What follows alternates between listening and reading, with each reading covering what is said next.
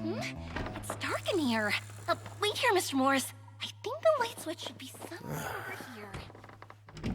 Well, why did I have to get roped into this?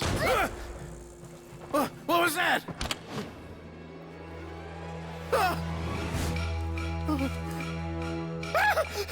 Who's there? Get me out! Get me out of here! Did you really think you'd get away, Morris?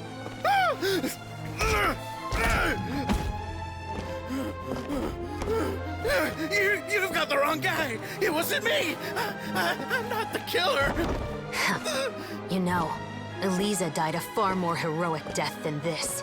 She fought your assassin to the end, to save the children she had hidden beneath the floorboards.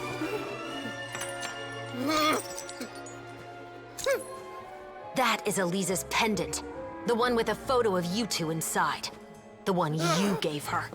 Ring any bells? It's a fake! It has to be! There's no way! No way your assassin didn't destroy it, you mean?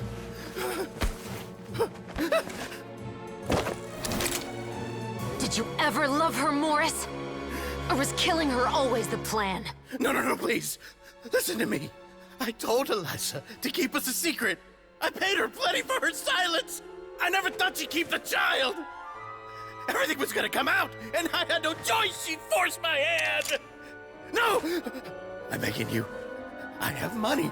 Just name your price, please. You can keep your Mora, and you can go to hell.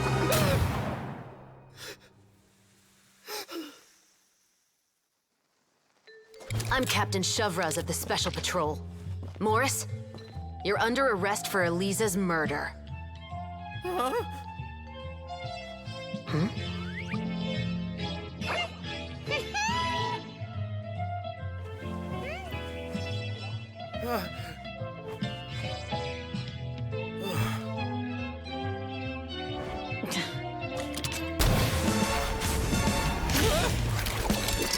You're under arrest too, Prop Manager Veronique.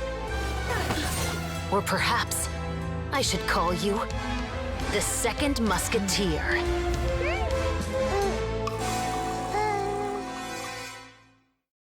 Wait, what's going on? This wasn't in the script.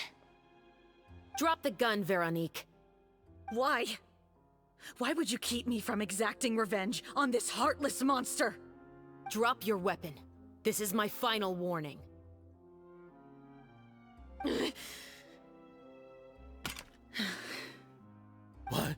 What is going on? Do I have to spell it out for you, Morris? Everything that took place just now was staged to get you to confess the truth. But this last part is all improv, of course.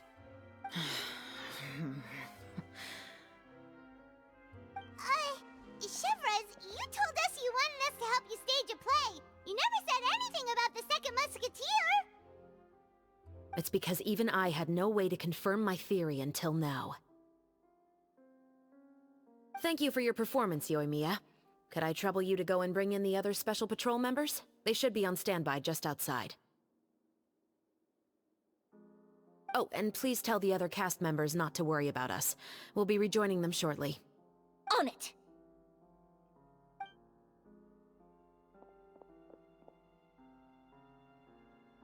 So what do you think, Morris? Care to talk about what happened 20 years ago? My patience is limited, you know. Don't force me to take you back to the interrogation room. I'd wager that you wouldn't last for more than a minute in there. With the recording we made, you have no chance of winning in court.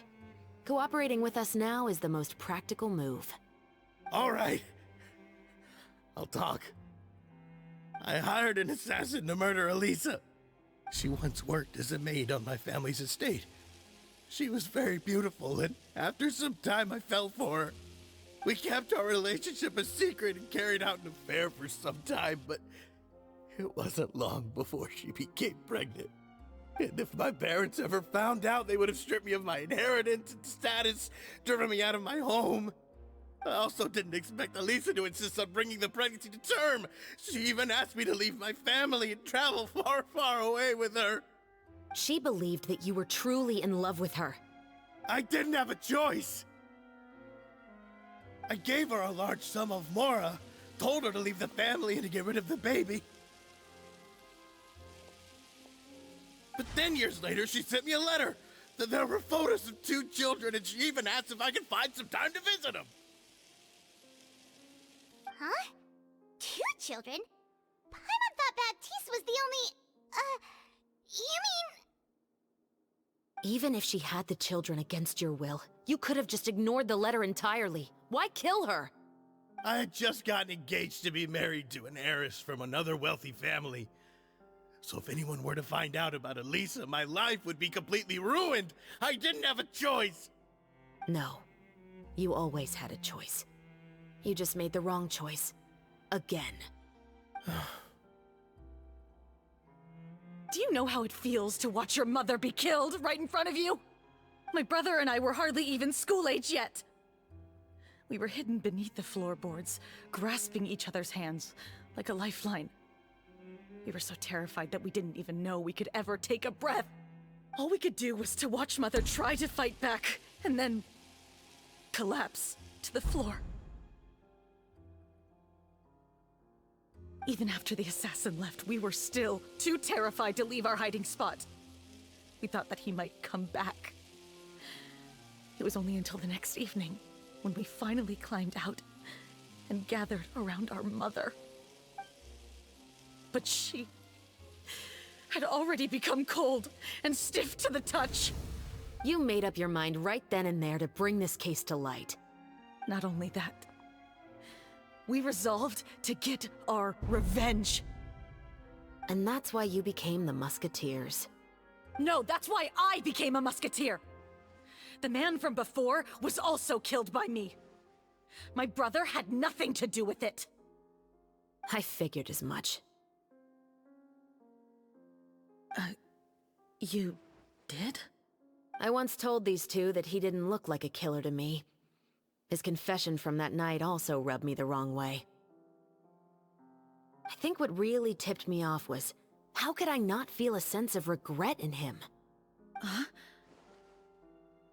He confessed faster than any criminal I've ever met, but he didn't say a single word about you.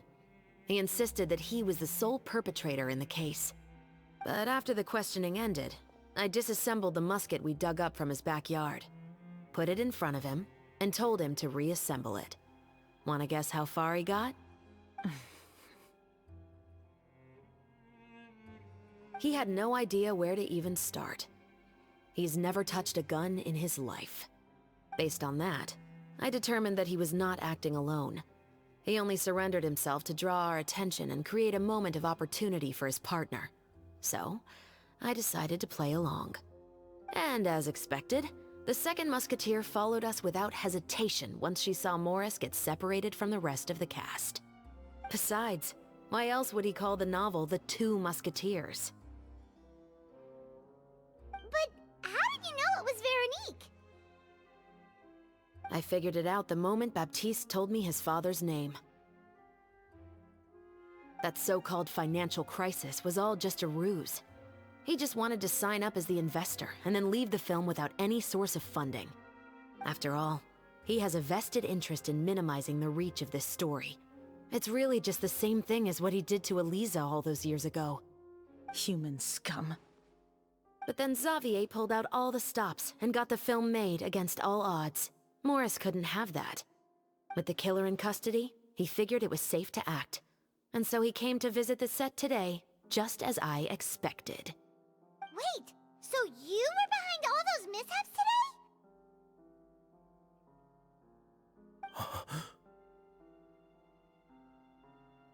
As for the identity of the second musketeer, I assumed they'd probably stay close to Morris and look for an opening. And if they already knew that Morris was the film's investor, then that narrowed the list of potential suspects as well. Furthermore, being the props manager would allow the culprit to avoid scrutiny by purchasing mechanical parts in the name of the crew. With that hypothesis in mind, I went back to check Baptiste's orphanage adoption records. Guess whose name I saw on the same page, just a few lines from his. My brother. He trusted you. As in, he trusted me to perform the deed on his behalf? He trusted you to stand on the side of justice. I am. I thought you could do it as well. Oh, the look on your face when you told him to go to hell. I really thought you'd put a bullet in his brain. You know what he has done. Are you telling me that you'd rather see him spend the rest of his life living like a king in the fortress of Meripede? I will never be able to forget the feeling of my mother's cold, lifeless hands. And you would call this ending fair? Is this what you call justice? I won't lie, Veronique. I did hesitate when your brother first told me about the truth. I wondered. I agonized over whether I should really put a bullet in his head. So why don't you? Because that should never be how justice is carried out in this world. Perhaps, to you, justice is simply reciprocated. An eye for an eye, and a life for a life. But everyone has their own understanding of justice. If everyone were to pursue their own definition of it, there would be no more order in this world. Today, you'll kill Morris, and tomorrow, his children may come for you. The world cannot render judgments based on a desire for revenge. That will only lead to a cycle of revenge, as well as the destruction of order and civilized society. Fontaine is founded on a set of laws and a standardized code of justice. That is why we are the nation of justice. But with all that said, I will promise you this. Morris will not lead a cushy life in the fortress of Meripede. Chevreuse, the rest of the special patrol is here. Thank you so much, Yoimiya. Letelier, Terena, please take them away.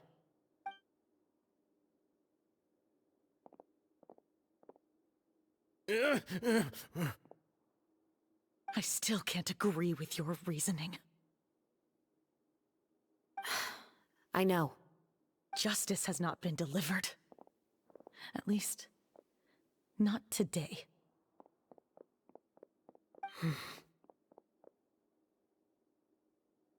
Chevreuse. Let's go. We should give an explanation to the crew.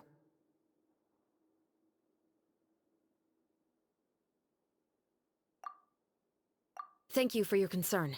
I'm fine. I'm just thinking about the things in life that have driven people to take justice into their own hands.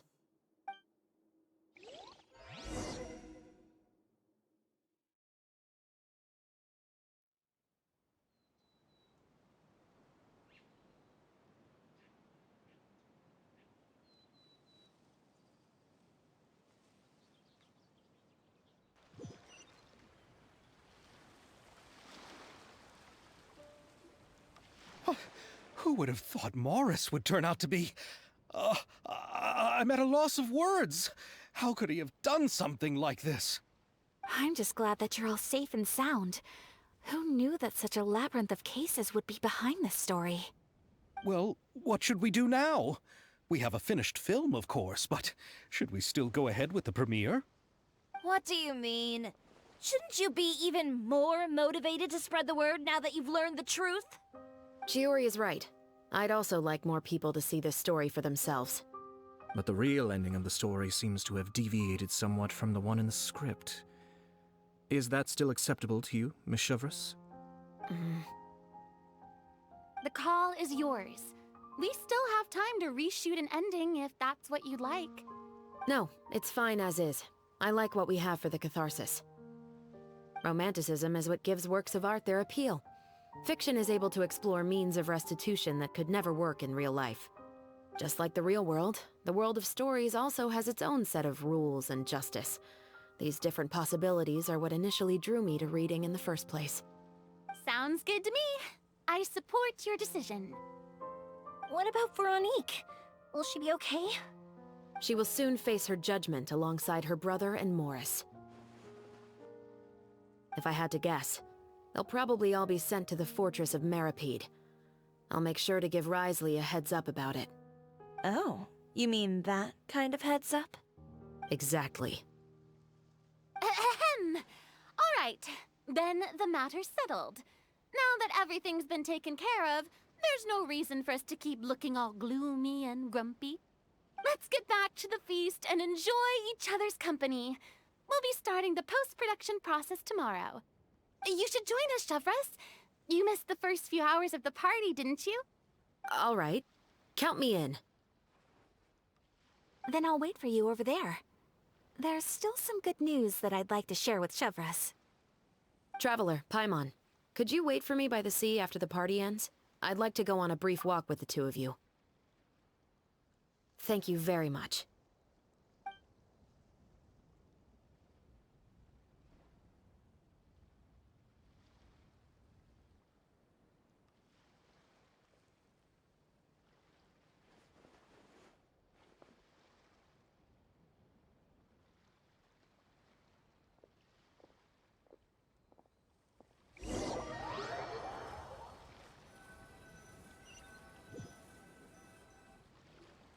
Sorry for the wait.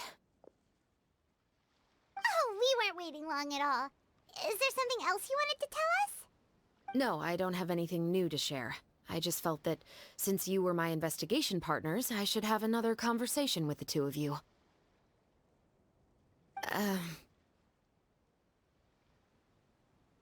Traveler, how would you have responded to Baptiste's request if you were in my shoes?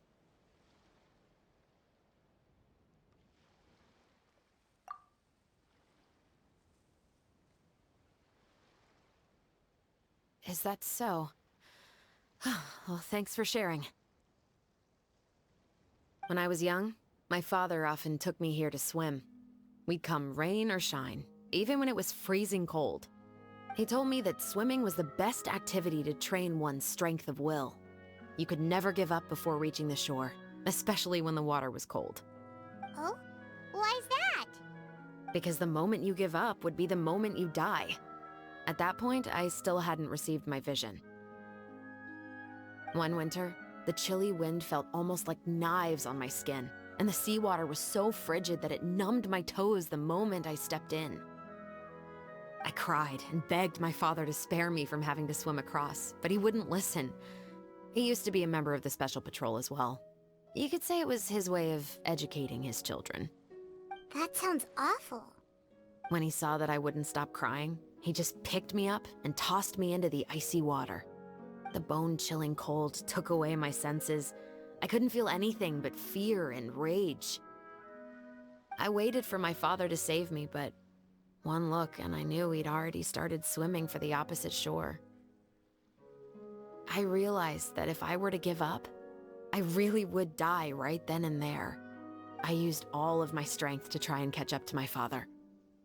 Those few minutes felt longer than my whole life up until that point. I did, however, make it to the other side. I've never felt afraid about anything in my life after that, nor have I ever cried again. That way of teaching would have never worked on Paimon. Yeah, I don't think that was the right method for anyone. It's just that, working now as I am in the pursuit of justice, I still sometimes feel like I've been tossed into that winter sea all over again. The anger and the helplessness. Chevres. But the worse I feel, the more I know to never give up. The alternative would be to forever lose myself among the waves. Anyway, how about a race? Neither of us will drown, but we can still see who swims faster. You guys go ahead! Paimon will grab the clapperboard to mark the start of the race.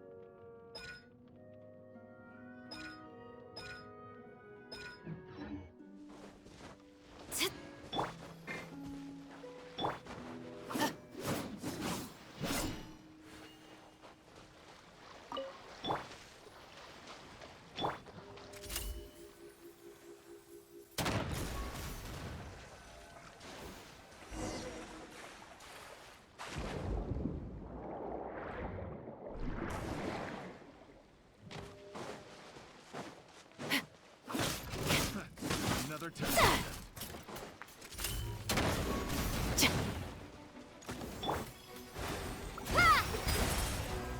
Suffocate. Have a little taste.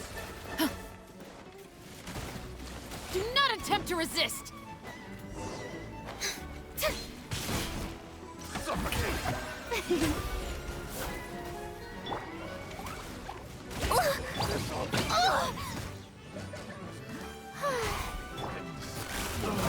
Gotcha! Stabilize.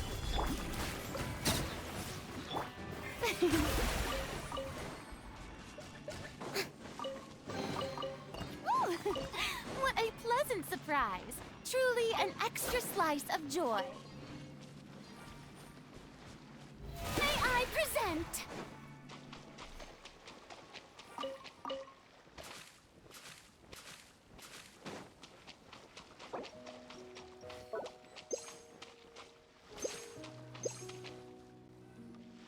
Sorry for the wait. Oh, we weren't. No, I don't have any. Traveler. When I was young, my father often. He told me that. Oh? Because the moment you give up one winter, I cried and begged my. That sounds. When he saw that I wouldn't. The bone chilling. I waited for my. I used all of. I've never felt afraid about anything. That way of teaching would have. Yeah, I don't think that was the right. It's just that. Working now as I am in the pursuit of justice. Chevra. But the worse I feel, the more I know to never give up. The alternative. Anyway, how about a race? You guys go ahead. Paimon will grab the club.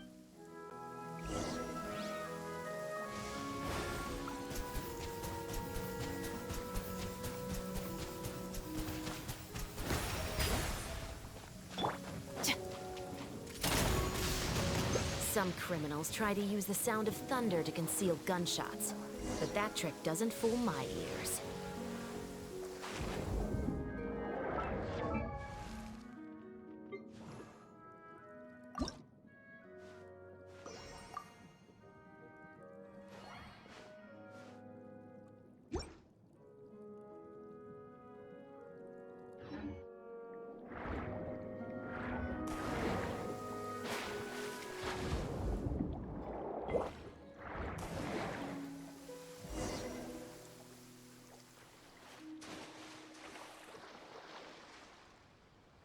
Oh, that felt good.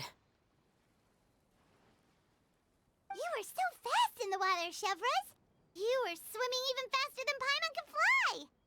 So, about the special patrol. Partly, but I'd say I was more inspired by the heroes I read about in stories growing up.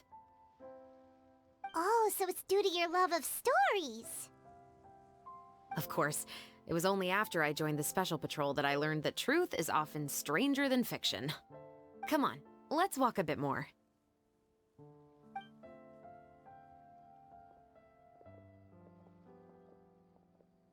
To be honest, I do sometimes question whether the decisions I make are the right ones.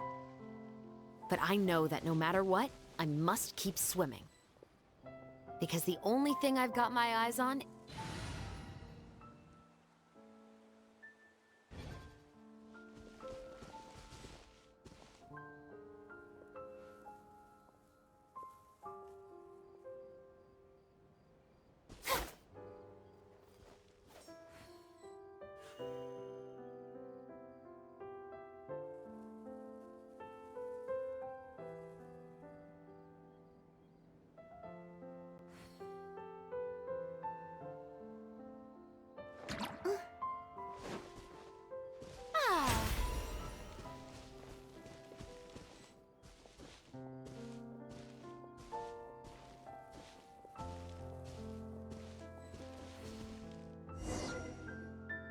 Thank you for coming on this walk with me. I feel a lot better after getting all that off my chest. Huh. We're nearly back at Baptiste's house. Huh. You're right. I didn't realize we were so close. He really did plant a lot of flowers. It's just like how he described it in the story. Huh? Wait. Paimon, Traveler, look! The rainbow roses in the garden. They're in full bloom now.